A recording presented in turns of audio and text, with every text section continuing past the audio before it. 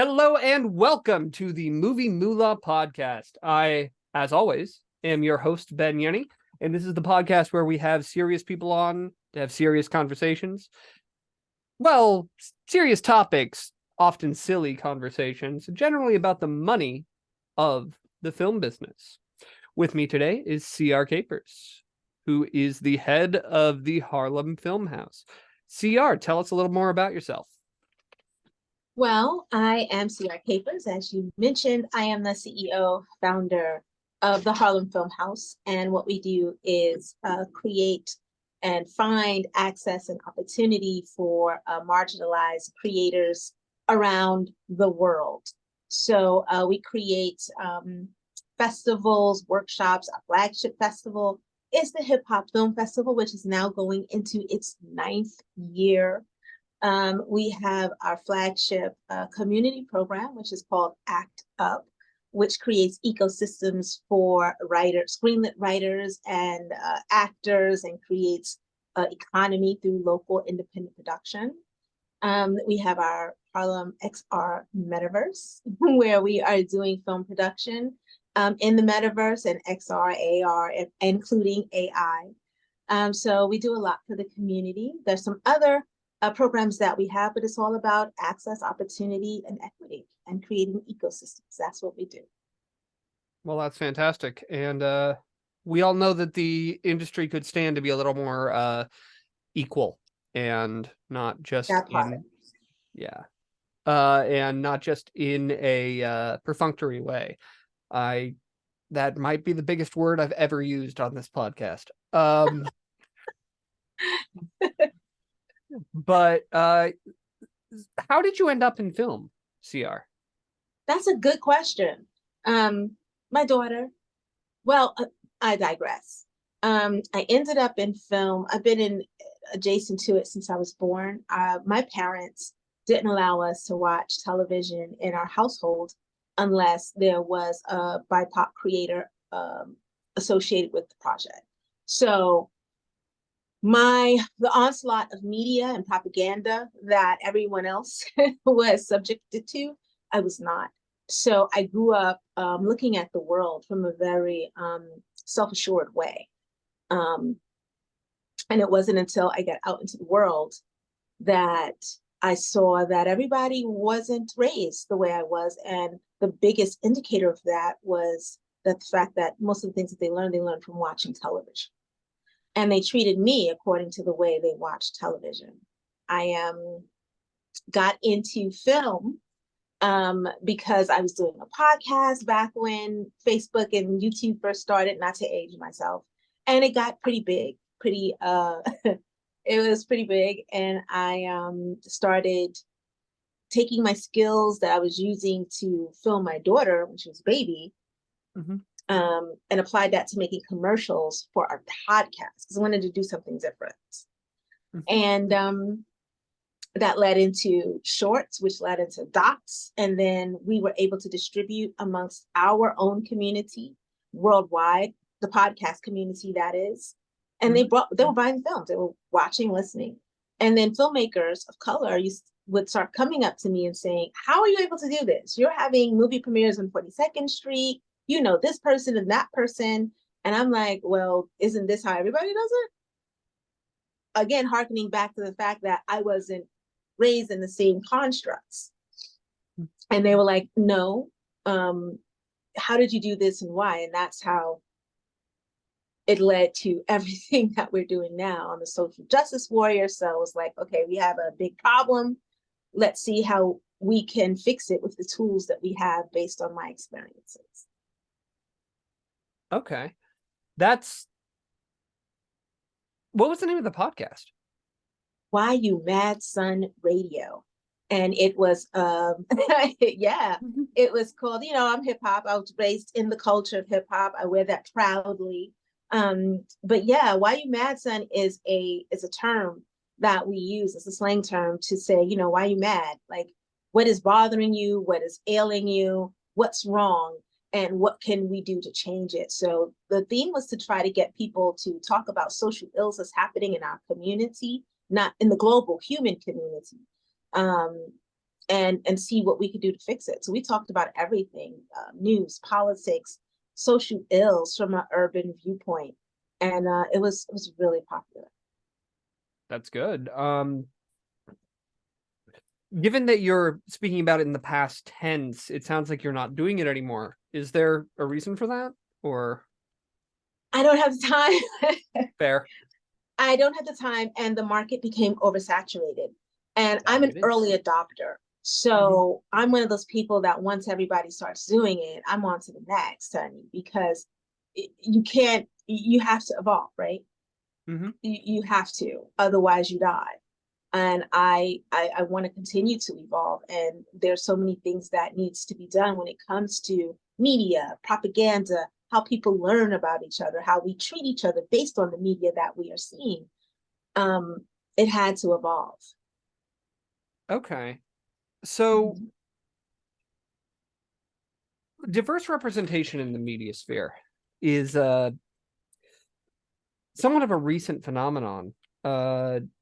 Did you just not watch TV growing up, or were there any particular shows that were allowed to be watched in your household, or where was that? I'm not trying to date you. I'm just age you here. Just yes, you are. Yeah, you trying to get me to tell my age, sir. I will not have it. No, no, I'm happy. I'm Generation X, probably. So I'm closer to 40 than I would like to be. Let's just put that out there right now. But you know, the TV shows that was very prominent in our home were Cosby Show, not particularly the Cosby Show, but A Different World for me personally. And I think that was key to my mother because she was a staunch believer in education. And she wanted me to see what college would be like because she wanted her kids to go to school. And it had a lot to do with my decision to go to school. The movies I watched were by Black directors, the Hudlin Brothers, House Party, Boomerang, Bebe's Kids. And these all had specific themes and moral cues that influenced me. My mother understood how powerful that type of influence was. So, yeah. That makes sense. I mean, like, I know one of the things that really set the Fresh Prince apart, especially in its early seasons, was the fact that there was a lot of message to the show and a lot of also a lot of music, but and a lot of hip hop culture to the show. But it kind of fell off, at least in that show, after the first couple seasons. But yeah. I thought I had I remember understanding the magic of movies and how powerful it was when they replaced Aunt Viv. So they had, you know, the original Aunt Viv, beautiful, strong Black woman, my complexion, so on and so forth. And then they replaced her with light-skinned Aunt Viv. And I remember my mom having to explain to me, you know, why this happened. And to a kid, that's like explaining, you know, why there's no Santa Claus. It's like there's a whole thing behind the machine. So it was like, holy crap.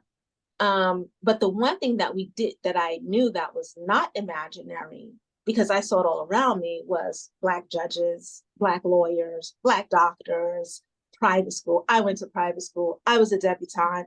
All of these, I played the piano. So I could relate to the characters. It wasn't odd to me. So, but that switch between the two people, that was, I didn't like that. As a kid, I didn't like that.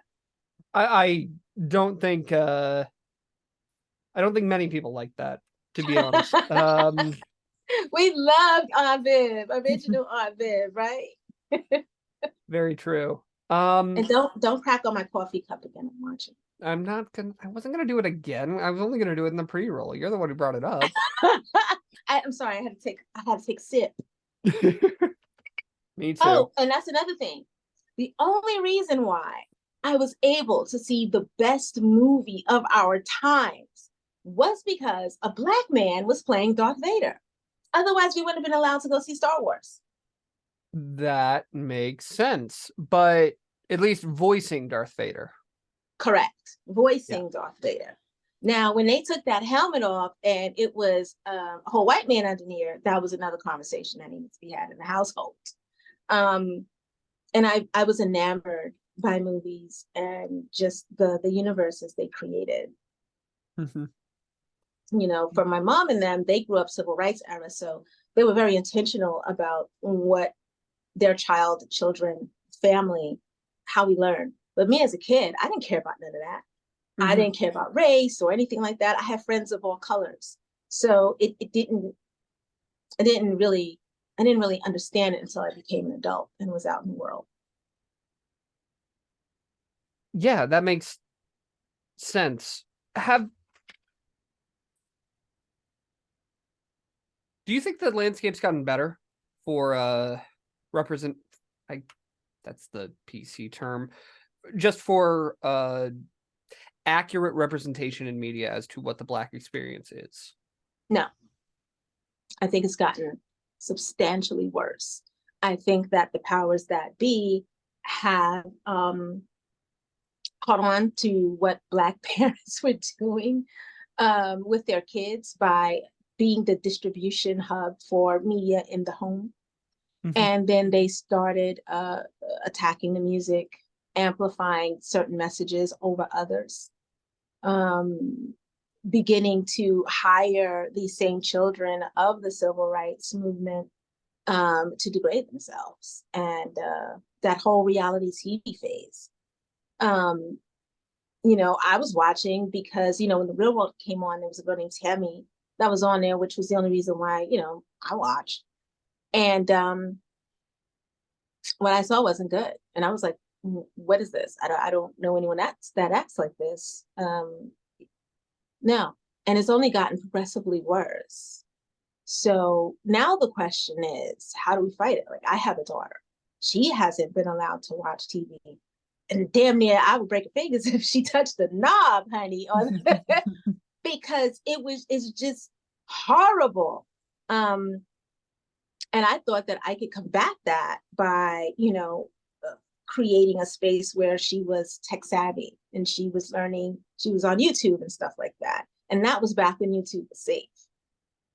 She learned Japanese. She was an artist. She did her crafts. And now even as she's, you know, 18 now, 19 now, I'm still nervous about what she's seeing and what I'm seeing. So I can imagine the rest of the world who have no filter on the messages, the propaganda that's coming to them about how people who look like me behave. I don't have kids, but I have a goddaughter who's biracial, and she is, and every once in a while we watch her, and she is so media literate, even though she's like, I don't know exactly how, I mean, probably should know exactly how, but I don't, and I wouldn't say it if I did, but the she it's a little astonishing to me how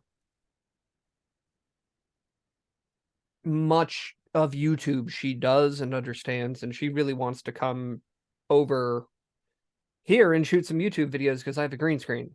And that's just something that, like, the number one job today is for that kids want to be as a YouTube star, isn't it? Yep. So I was kind of rambling, and I don't know if I had a point other than to say controlling access to media, as your parents did with you, is a significantly harder job than it used to be, because we all have access to an insane amount of content from a device we keep on us at all times. And most kids have from, I don't know how young these days. Yeah.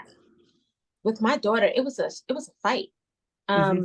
Because she wasn't able to get her phone until she was, 16. Taylor, how old were you when you got your first phone? So she's here. How old were you?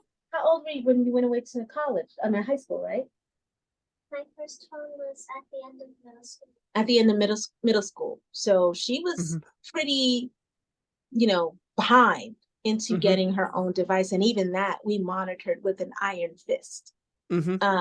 Probably just kind of just start relaxing in that space when she went to high school. So yeah. Yeah, I mean, it's so how much of that influenced you eventually starting the hip hop film festival? Well, if everything is coming out of the TV is detrimental to the moral fabric of the global community, I thought maybe, just maybe, I can try to change the narrative by curating and collecting films from that I enjoy, that the type of stories that I grew up with, the type of representation that is not seen on the TV but exists in troves. Maybe we can get those stories out there. They're just as entertaining. They're just as good. They're just regular stories about regular human beings, as opposed to some type of stereotypical, BS that's out there today. I mean, if I could watch an amazing sci-fi movie with a diverse cast and a dope story, as opposed to the Real Housewives of insert your city here, I'm gonna watch that sci-fi movie, right? And that's just what it's about. So that's why the festival was started, and also to shine light on creatives who are just as good as the three white men that run the entire industry that need a chance too. Like, the world is big enough. Like, don't you have enough, Mr. Caucasian, sir? Thank you. Can we, it's room for everybody. And it's not to say I'm anti-white, and I'm pro-human, I'm pro-story, I'm pro everybody. So yeah, that's why we started the festival, to see different stories and different narratives. Yeah, there's the way media used to work is that the goal of a network sitcom was to be 20 people's 6 out of 10, just enough to get them to watch it because there wasn't that much competition. And now the media ecosystem has become so fragmented. The only way to actually get any level of traction or purchase there is to be 4 people's 9 out of 10 or 10 out of 10. That's the only way you can get picked up and discovered on the younger, or when your content and when your career is younger. And that has really caused a kind of cataclysmic shift to the traditional media infrastructure. And I think that is why a lot of those, I guess, 3 old white men are kind of clinging to power and clinging to the amount of gatekeeping that they still have, because a lot of things have changed, but not quite enough to wrest control and democratize the system in the way we really need it to be. And that was a little bit of a soliloquy on my part, but I think it kind of speaks to what you're trying to say here, is just we need more voices out there, and we need more ways to amplify those voices and create that content that is the 9 or 10 out of 10, as opposed to that barely passing 6 out of 10. That's correct. The other part that I really want to stress is that a dinosaur is a dinosaur. Okay, even if it can move across the earth and with 2 steps, the smaller players who are underneath the dinosaur's feet and are passed over once the dinosaur takes its step, they're going to still live and create and do what they have to do. And because they are the many, there will be a seismic shift in the landscape. Like right now, the future of content is micro content. People are you're able to subscribe to me. I don't have to go. My folks don't have to come to the theater. I just have to produce engaging content or give them something they want to see. And if I have 1,000 people that will do that and it'll give me $25, you know what I'm saying? A month, And then I just keep going on that. What do I need a Hollywood system for? You don't. I mean, YouTube, I don't think YouTube is everything that Chad Hurley wanted it to be when he started it, Yeah. but I do think it has had a profound impact on democratizing film distribution. And that and the iPhone. yes, that should not be underestimated. You are correct. But there is still an issue in gatekeeping, even with YouTube. It's less gatekept than it is, but it's kind of a more insidious form of gatekeeping. Given that you make content that I don't think the algorithm would be too friendly to, have you had any issues with propagating your content? Oh, yes. I'm probably shadow banned on every platform there is, simply because we have such a large following. And it's if I could literally reach my following with one post, then all the advertisers would be advertising with me and not with Facebook, because I'm really the influencer, but they own the platform, right? So there's that balance. So in order for them to say, okay, you want your audience to see you eat and the content you made, you pay us. So it becomes, oh, okay, well, you know what? I'm still going to use you for stuff, but I can take I can reach there's hundreds of other ways I can reach my folks and my people and do what I want to do. But you're right, it is very insidious. There are mechanisms in place to create FOMO within the creator. There are mechanisms in place to make you feel like to make you lose your self-assuredness, likes, views, reach, and all that. There's no need for all those numbers. I don't need to know how many people liked it. And why does everybody else have to know how many people liked it? So it makes it for the, I don't want to use that term, for those that are not savvy to the trick, it keeps them on that hamster wheel.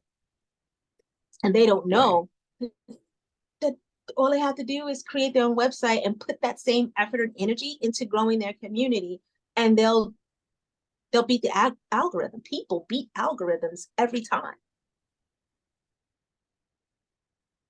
I agree with you to a point. But before I forget, since we're right here, also like, comment, subscribe if you have any.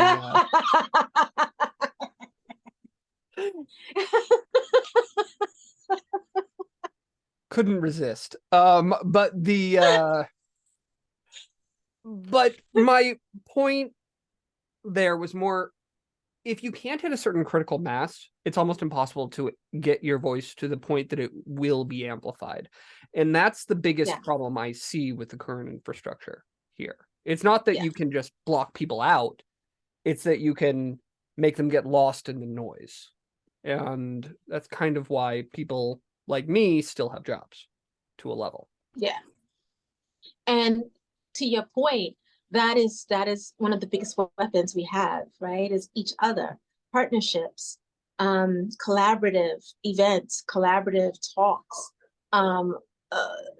people like yourself who have large platforms being able to say, hey, let me amplify this voice. Even if it's just for that one time, it's important. We are each other. We are the biggest weapon against it. Yeah. I mean, my platform isn't that big. Frankly, I'm more kind of work in a behind the scenes fashion in a lot of ways. But a lot of the platform I have is because other people have platformed me. And it's one of those of trying to continue to pay it forward in a way. Right. And that's why we're friends. I mean, if you remember, how did we meet again? I think it was like during COVID. I reached out with an email, I think. No. I had sent out an email campaign during COVID and after George Floyd. And I saw that all this media money, all this money was going to these really big, quote unquote, Black organizations that never did anything for Black folk anyway. And I was fed up. And I was like, what about the people that are really out here doing the work? And I remember I sent out this email to every distributor that I had information for from Sundance. And I was like, hey, if you want to help, please help me.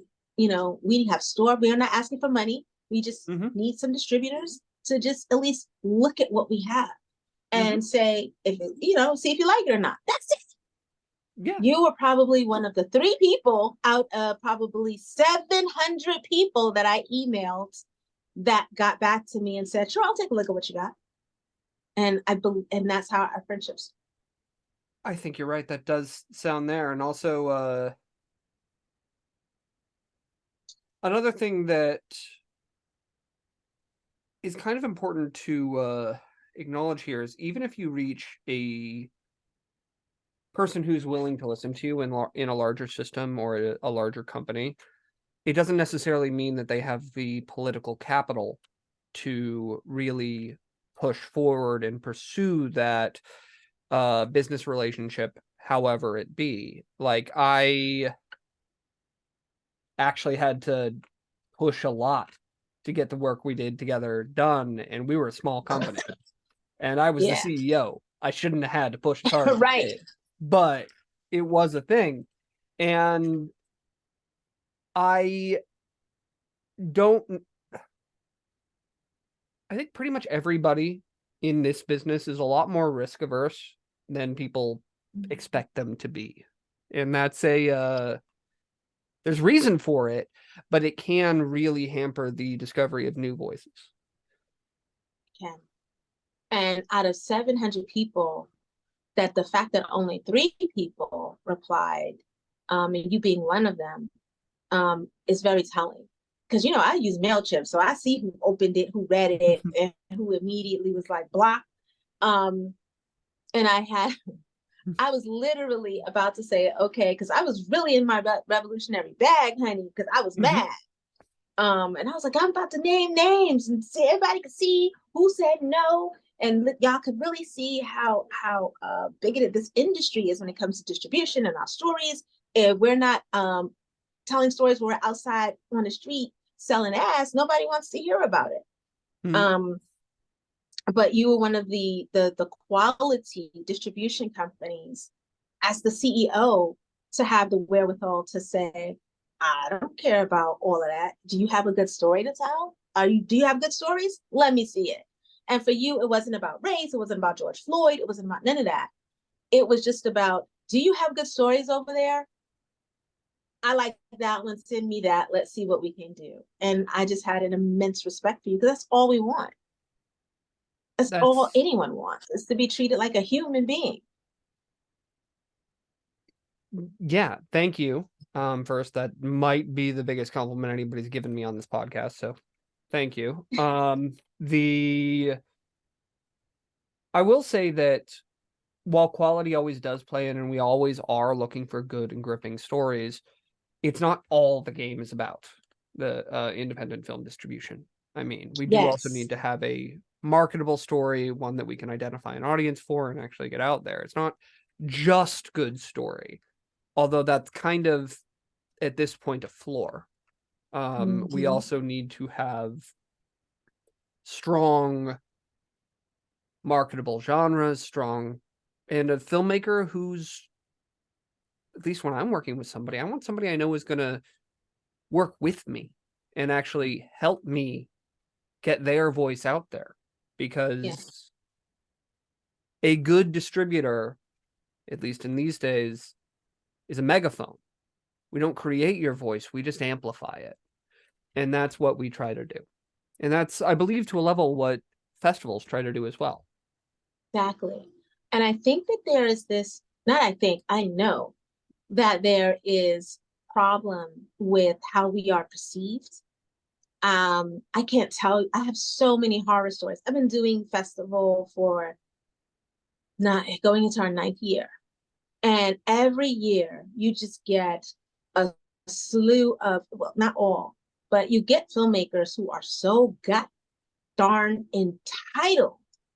They think that once they make the film, they can lay back and it's pillow princess time.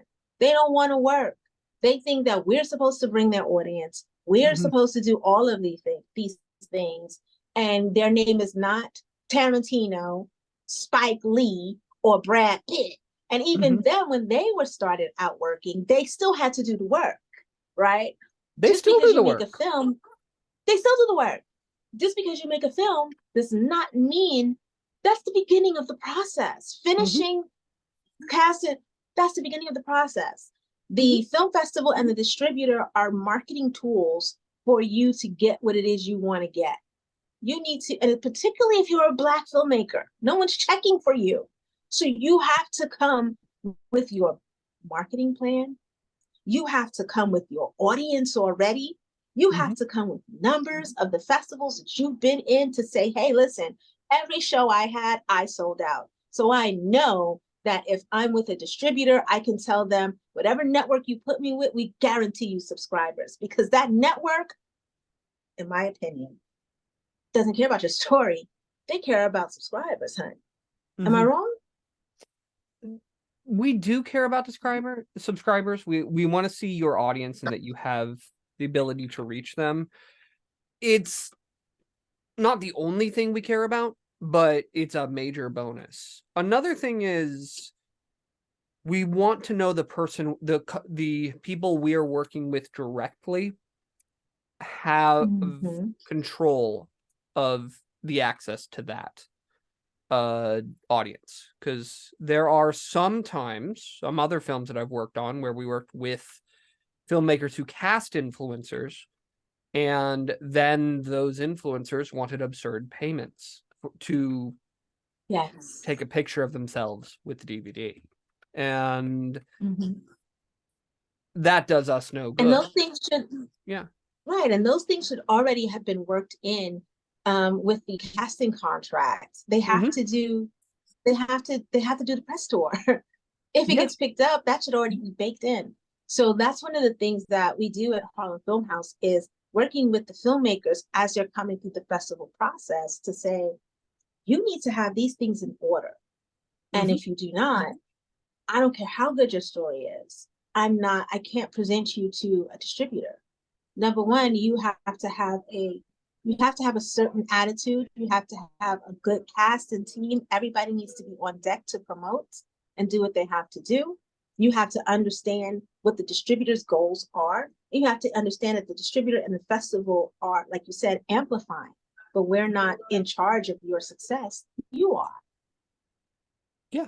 No, and the thing is, if you make your distributor's job easy, they're going to get more for you, because we all only have so much energy. Speak on it, Ben.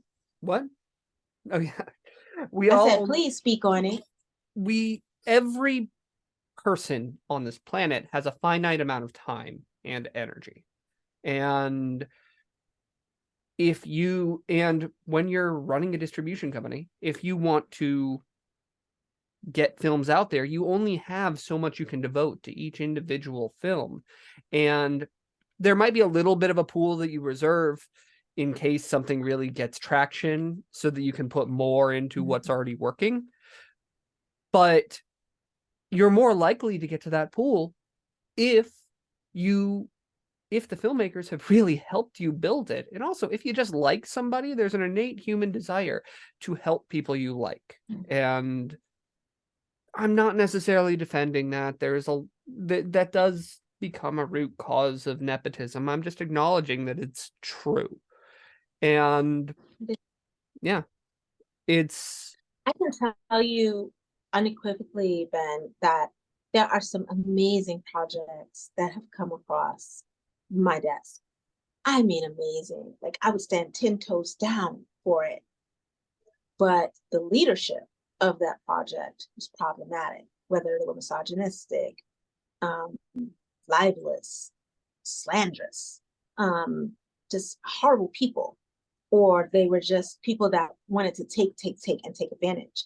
It's like, yo, this is a dope project and you might have some great people, but the leader is what killed the project. And I don't think Mhm. people understand how crucial relationships are to this process. You have to be about your business. And if you're about your business, you don't have time to be selfish when it comes to putting out the story and caring for the people that you employ.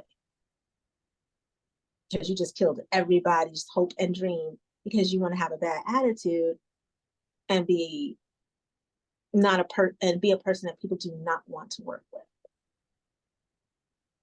Yeah. In the end,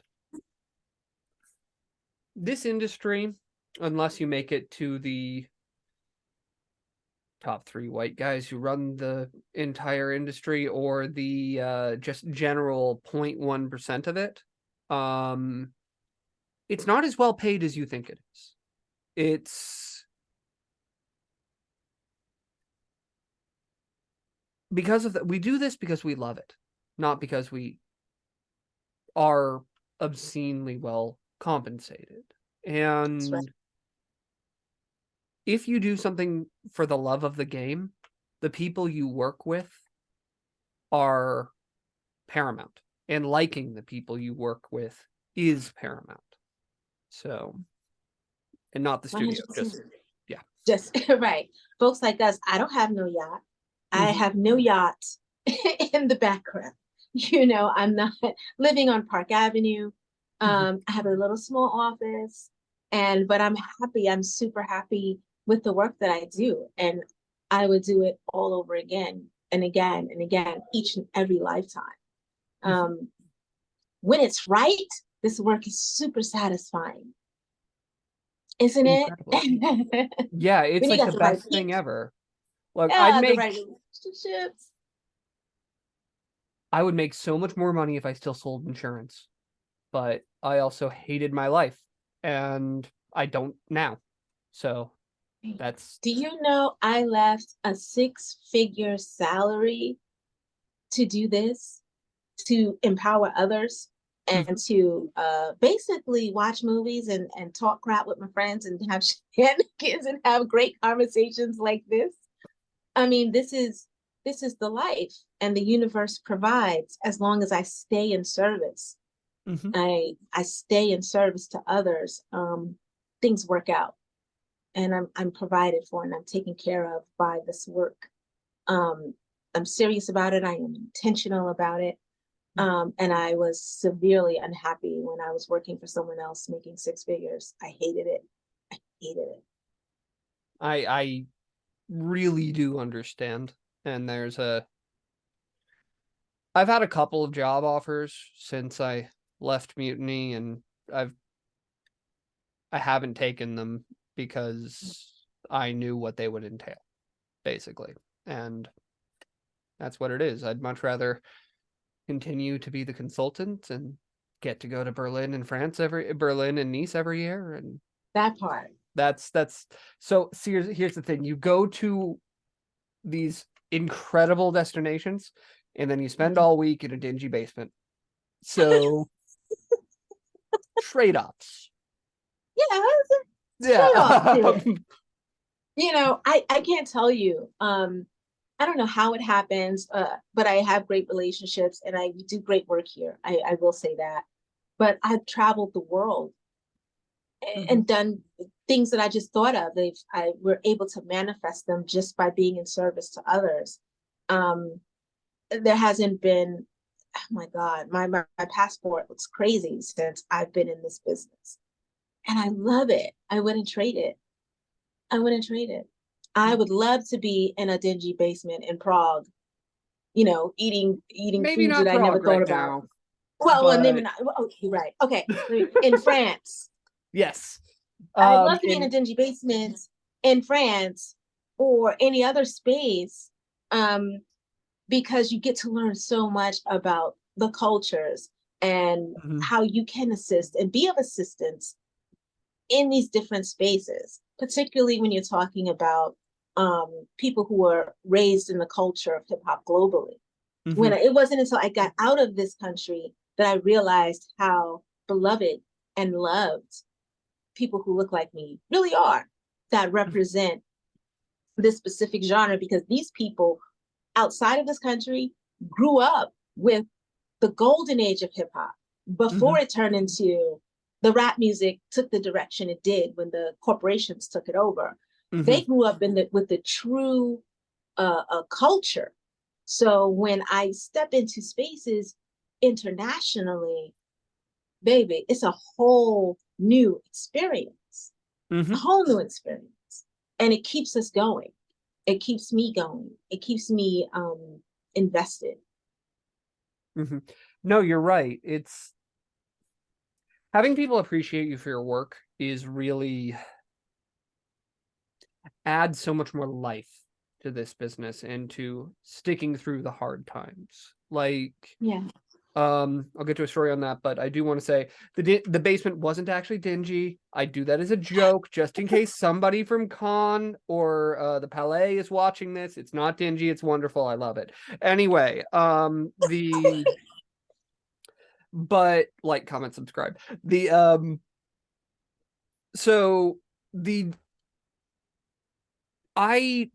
I am an executive producer on a movie called I Am Lisa. It was a film we released through Mutiny. It was a kind of a stealth hit. It's great. I love the movie. It's almost a lesbian superhero story, but a werewolf story. It's great. There's no actual superpowers other than, the supernatural abilities of a werewolf. But her origin story is very much small town lesbian, and I think that is what really took it to the level of success it got. People disagree with me, story. but I maintain that is true. It's probably not the only thing, but I do think it was a contributing factor. But my name is on it, and my last name is uncommon. It's Yenny. Yes. I know of one person who has the same last name who is also in the industry, weirdly, but is not directly related to my clan, for lack of a better term, and maybe not the best word to use here, but the C, not K. But her name's Ashley, Ashlyn, and she was in the Human Centipede of all movies. Okay. But oh my god, I remember that movie. Yeah, I know. Anyway, that was the early days of Netflix when everything on there was like the Human Centipede. I remember yeah, it was a dark and hilarious time. But I loved it. It was like the modern day Tubi. Valid comparison. It was the past. Tubi is what is now what Netflix used to be. Yes, that's a good way of putting that. Anyway, to cap off that story, one of my uncle's friends said, "Hey, does someone in your family named Ben?" Because I watched this movie, and then that got back to me, and that made my week. But yeah, and he brought that up to me literally at my wedding, so that was just great. Wow. Yeah. But anyway, sorry, that was meandering to get to that point, but it was, I hope, a fun story. That was a very fun story, and I learned more about you. I learned that there's only one other Yenny in this industry. See, if Ashlyn, if you see this, reach out. I'd love to have you on, and we'll do an ancestry test to see if we're related. I think that'd be great. That would be cool. It on there. I think it would be great. Cool. Yeah. But yeah. Anyway, so where was I? I don't think I was talking about Genghis Khan. I forgot what we were talking about. But I do like the fact that we were talking about Netflix and Tubi. Yes, that's a good. I like that. I like that little thing that we had just there, because I literally just realized that in this moment when the Human Centipede. I used to go to my friend's house out in Maryland just to chill out the weekends, and that's when I saw the Human Centipede. And Netflix was kind of like this thing, and we would just sit there and watch the movies on Netflix, and they were so bad that they were good. Like, we would be like, who is creating this shit? Oh, sorry. Who's creating this stuff? Oh, we're well past 20 minutes. You're good. Okay, good. Who's creating this stuff? And like, oh my God, we couldn't stop watching. So I remember the Human Centipede being one of the things that we were just like, huh.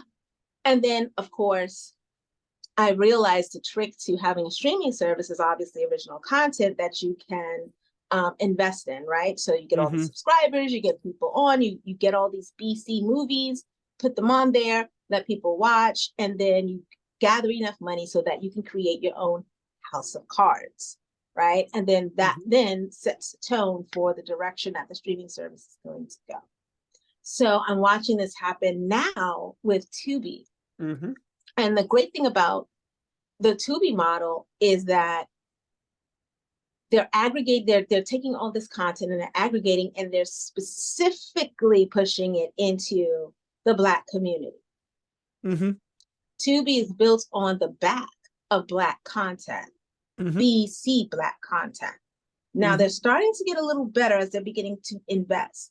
But what I hope does not happen, but it normally happens, is that when they do get their house of cards, they're going to throw all the Black content out the window and then not invest in better Black content, but then try to mimic those 3 white men in the sky that run all the media. And that's the problem. That's where someone has to say, okay, if you're going to build this entire network on the back of BIPOC content and people and not pay them, then when you get that money to invest, you need to invest in that same community, those same people, those same organizations, those same everything around it. You know how many times we've asked for sponsorship from Tubi? I have quite a few. I'm guessing. And they told us no. Yeah, well, but yet you will time. not support a Black festival. You will not support Black organizations and BIPOC organizations, but you're making all your money from us, but you don't want to give back. I see you, Tubi. I see you, Mr. Tubi. But that's the same story with every single network, every single studio, every single streamer. This goes back to in New York City, they had this network called the WB. You remember the WB? Yeah.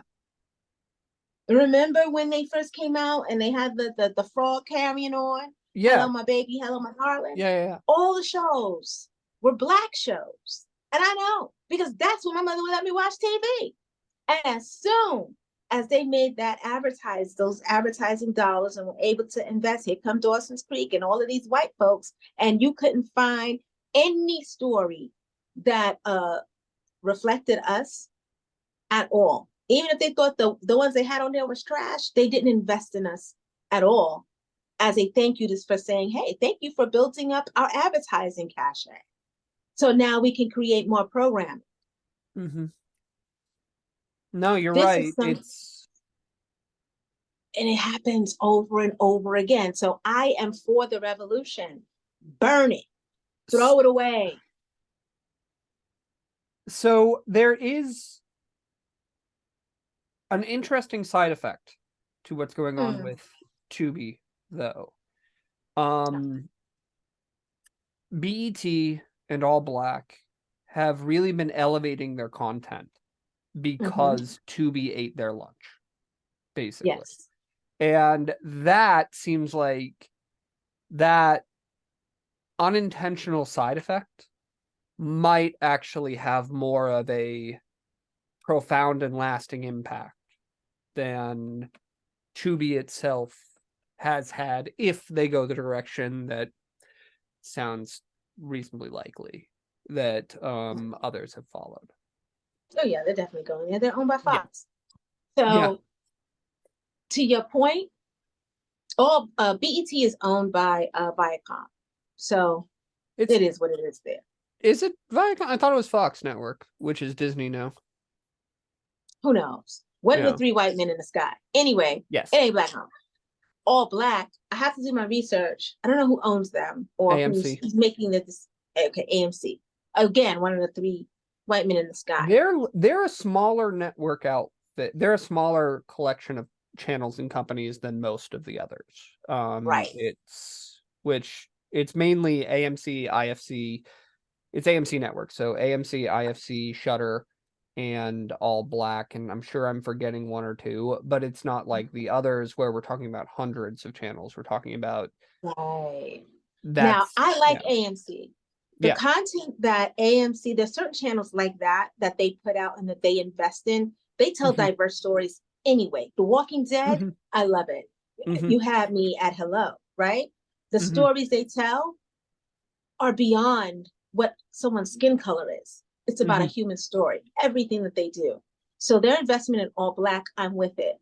And Mhm. shameless plug, if I may, they have a show that is coming out that all 50% of the alumni from Harlem Film House were hired to be writers and directors on that part. Now, that's what I like to see, honey. We are having a virtual conversation with all of them November the 10th or something like that. I'll make sure you have the information.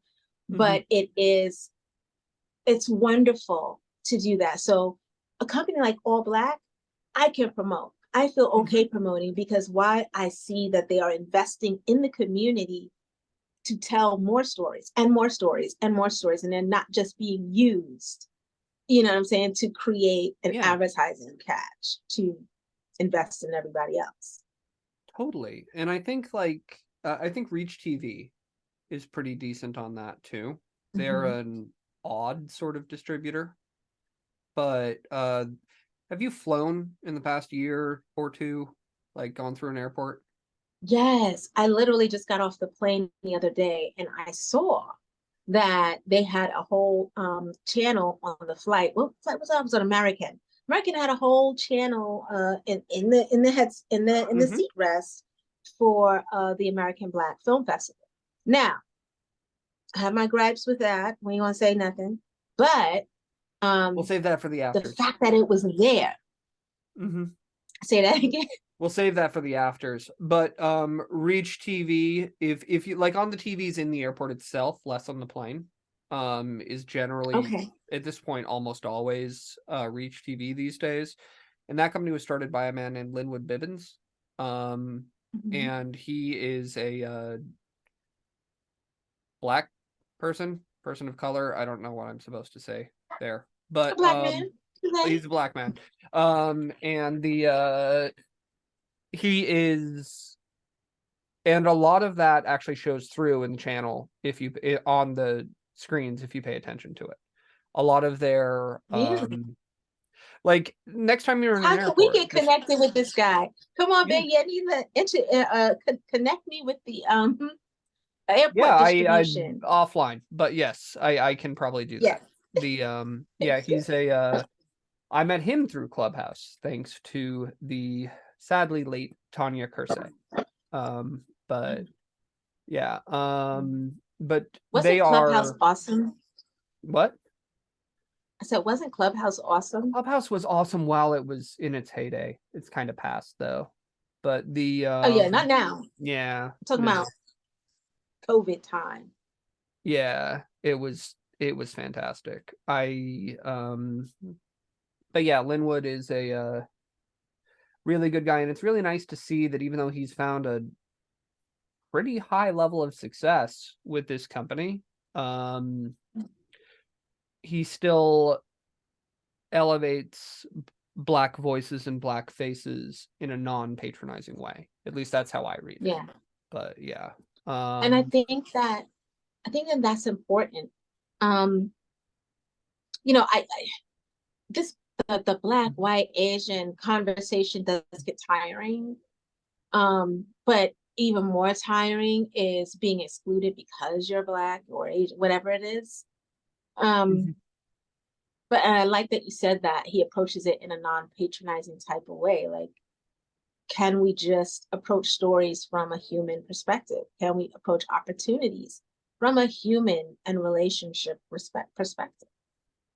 It starts with something as simple as when you have like models reading something for the airport, having them be people of color and not making a thing about it. It's just that's one of I'm having trouble thinking of an exact way that he does this. I just remember thinking it as I watch it at the airport bar, so lots of reasons that my testimony is not valid. But the so I think that we mentioned that we wanted to talk a little bit about alternative distribution models. Right.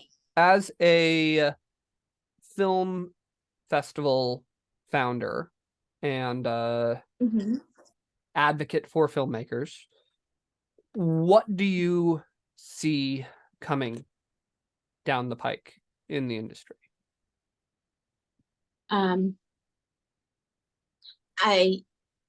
Micro content. I'm a huge advocate for micro content and people being in control of distribution, that the distribution goes back into the hands of the people. And there'll always be a struggle because unfortunately the people do not control the major platforms that the content is distributed on. I see that there will be a struggle between the creatives and the platforms where there is an opportunity for another entity to come about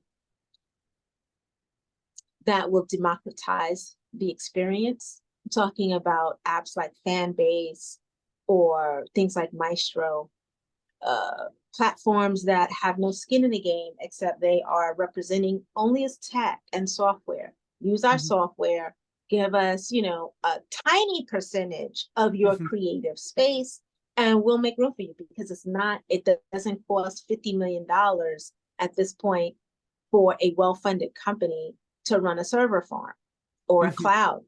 You got AWS, and once you know how all of these things work and you really research the prices of it, there is an opportunity for a player to come in, and someone who's well-funded and who really has the creator in mind to say, micro distribution is the future, put the power in the hands of the creative, we'll take our 10% off the ticket or whatever they want to do, or the sale or whatever, and go from there. You have people who can do on-demand distribution like we were doing years ago that we created our success from.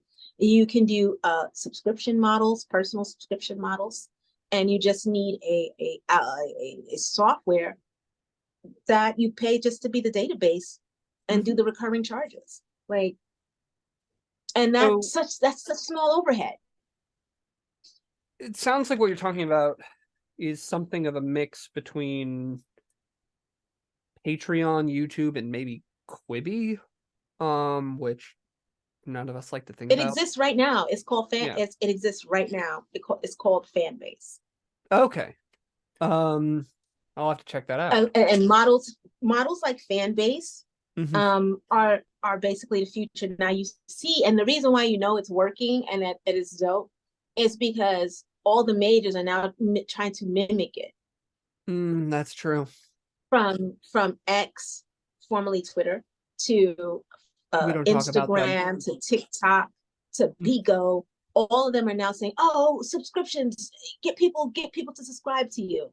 But then they're still taking a big chunk of it, and they're still suppressing, they're still shadow banning, right? So it still doesn't make sense to go with that.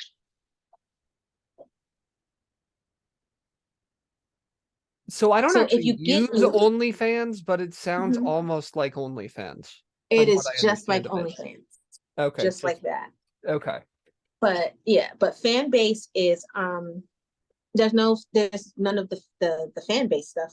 I mean the OnlyFans stuff on there. But it is being used by creative entrepreneurs to gather their fan bases and keep 100% of their earnings while earn on top of that.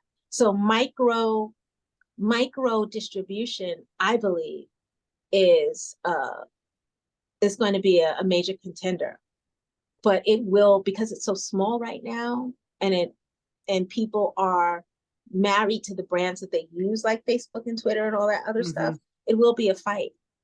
What the outcome will be, I do not know. Amazon, But I I'm think, rooting is for. actually going to be the biggest one. But I'm But rooting for the little guy though. I am too. I mean, honestly, I don't know how possible it's going to be for any new company to really emerge, given the functional oligopoly that we find ourselves in, both for tech and film distribution. But I do think that something's going to have to break up and change, just because people younger than us aren't watching movies. Lost you for a second, They're but I not. think you're there. Yeah. Sorry. My No phone worries. is ringing during the middle of the damn meeting. I forgot to put the do not disturb on. Sorry. Happens, don't worry. So just people aren't watching movies like they used to, and I don't think that those of us within the industry are really reckoning with that the way we need to. I think you're right about micro content. The big thing is who's going to get that first mover advantage, because that's what really is going to set them apart. Right. Yeah. I think that, so you remember the singer Isaac Hayes? Yeah. So his son started Fanbase. Okay. He's so far raised about $5 million crowdfunding, right? Crowdfunding? I'll send you the link offline. Okay. Close to $5 million. He got banned from every single social media platform, including LinkedIn, just because he was saying, keeping track of, how his stuff, people follow him from all over on different platforms. Everybody has multiple platforms. Oh, yeah. But they have banned this Black man because he talks about, what his journey has been, raising this money for micro distribution and putting power back into the hands of creators. They are so scared, and then they ban him, and then they study him, and then you'll find replicate the his model, features. take a much bigger cut. Yeah, no, it's definitely. But look into it. It's called Fanbase. It's super dope. I'll have to look into that. Yeah. Okay. Well, this is fun, and honestly, I could talk to you for hours. But I know you could. I could talk to you too. But I think we should probably move to the 3 questions I close out. Okay. With all my guests. Close out time. Let's do it. And the first question is, what are your top 3 favorite movies as it stands right this second now? It can change in 30 seconds, but just what are you vibing on right now? My top 3 favorite movies never changes full time. Oh. Airplane. That's great. Yeah. First time somebody mentioned that, but that's great. Hollywood Shuffle. Okay. By Robert Townsend. And it's a toss-up between Star Wars and the 5 Heartbeats for the 3rd place. The 5 Heartbeats? I'm not familiar with that one. I'm gonna send it to you. That sounds great. Okay. So then, second, if you could go back in time and give yourself one piece of advice, doesn't mean you have to change anything, just a piece of advice for your younger self. Right. What would that advice be, and when would you give it to yourself? I would give myself the advice that attention is not love. Attention is not love. And I would tell that to myself when I hit the age of 15. That's really powerful and good. And I won't ask follow-up questions. So the third question, and probably the hardest of all of them, where can people find you? And what would you want from, if somebody from this podcast were to listen to you or were to contact you, what would you want them to talk to you about? Well, you can reach me at harlemfilmhouse.org. And you can also email me at info@harlemfilmhouse.org. if you were to reach out to me, I would want to talk to people that's interested in having a conversation around sustainability, advocacy, and support, because that's what we need in order to continue doing the work that we've been doing close for the past 9 years more.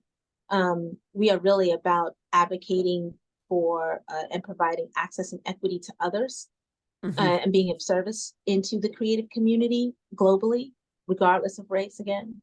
But we need your support to do that. So it would be a plea for people that want to partner or make introductions or donate. We are 501c3, and we need your help and support to continue the work that we do. CR, thank you very much for joining me. This has Anytime, Benyeni. This has been the Movie Moolah podcast. I, as always, am your host, Ben Yenny. If you enjoyed this content, please like, comment, subscribe. Have to do it. And also check out my free independent film business resource pack, where you'll get 2 free ebooks, which are the State of the Film Industry Report, which has tons of macroeconomic data on the film industry, and the Entrepreneurial Producer. So, and a lot of other goodies, including an investment deck template, and this video is already long enough. Thank you very much, and we'll see you next week.